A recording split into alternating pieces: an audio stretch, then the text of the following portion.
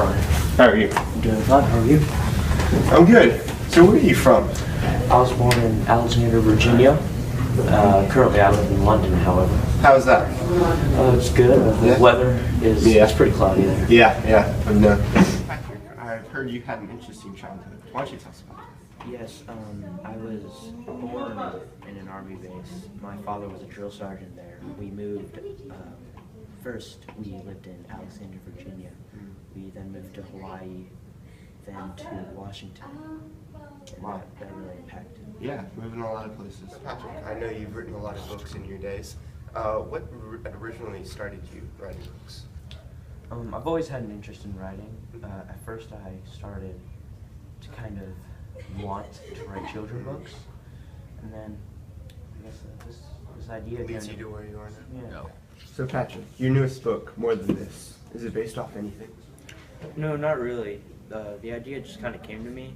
However, some of the characters in the book have some of my soul. So as we know, the main protagonist, Seth, he's portrayed as a gay character.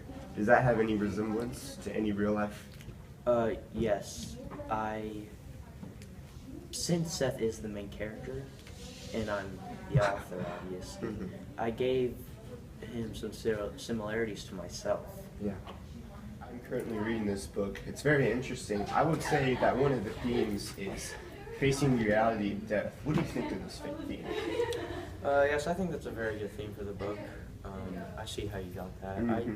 Now that I think about it, I kind of wrote that with the theme in the back. Patrick, why don't you pick an excerpt from your latest book?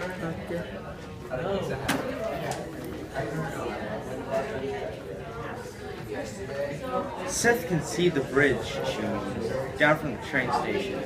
The tracks go over a brick archway. It's half collapsed onto the road below. Why don't you explain what that means? That's just simply a setting placement or description.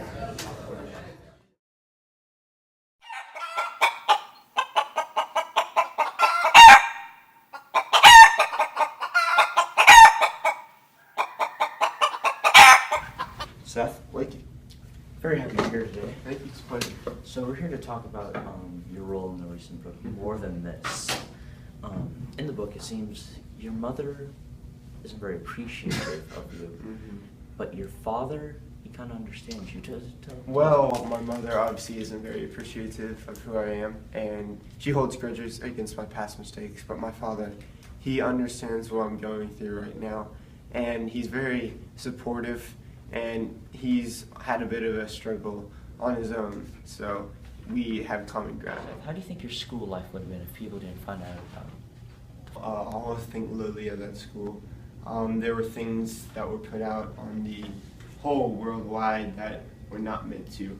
And I feel that if that didn't happen, then, you know, life would be good right now. Goodman would be going off to college and I would be soon to follow him.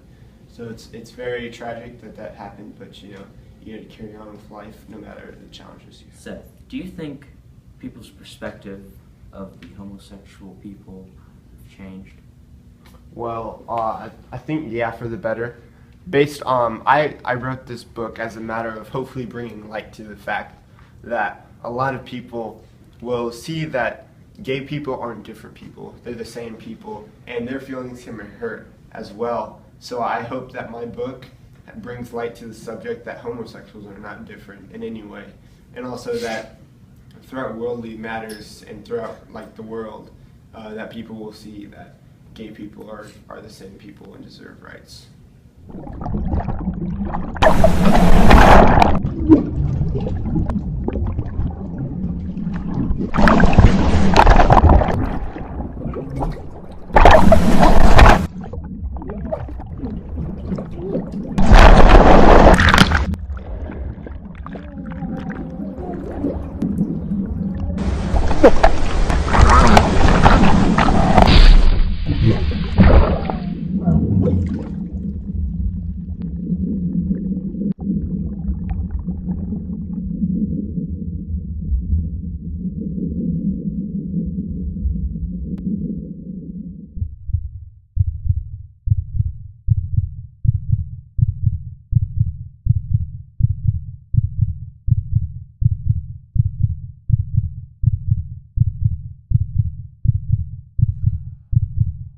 I don't actually want to tell you what More Than This is about, because part of it depends on mystery, and I like not knowing a book before I start. So I'll tell you how it begins. And it begins with a boy called Seth, and he is drowning, actually. And the first line of the book is, "Here is the boy drowning." And he does drown. In the first 3 pages, he does drown, and he does die, unambiguously.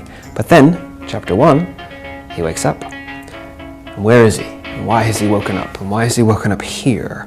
And answers start to present themselves, but maybe they're not the right answers, and maybe it's not what you think it is. And so that's all I want to say for now, because it depends on the mystery, and I'd love to hear what you think actually happens.